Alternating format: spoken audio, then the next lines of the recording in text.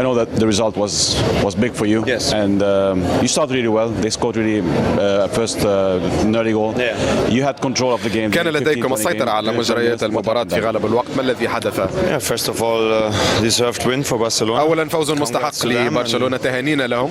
Yeah, we had this moment نحن as you mentioned. نعم كان لدينا فترة قوة كما ذكرت، وربما بعد الهدف الأول كان لدينا السيطرة على مجريات المباراة حتى الدقيقة 35 أو حتى ربما الشوط الأول بأكمله. ولكن برشلونة كان حاسما في اللحظات التي أتت فيها الفرص، وعندما كان لديهم فرصة للتسجيل سجلوا.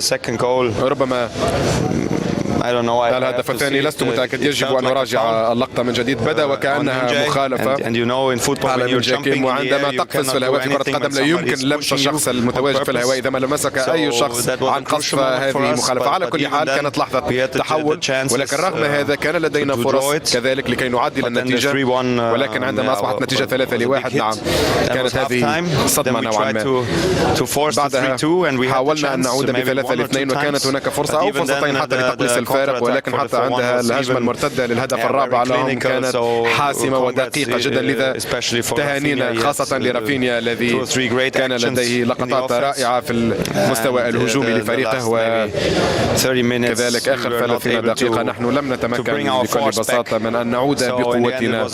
لذا فوز مستحق في النهاية لمدربنا السابق هانسي فليك، وأنا سعيد جدا لما حصل له، لكن ليس ما حصل لنا.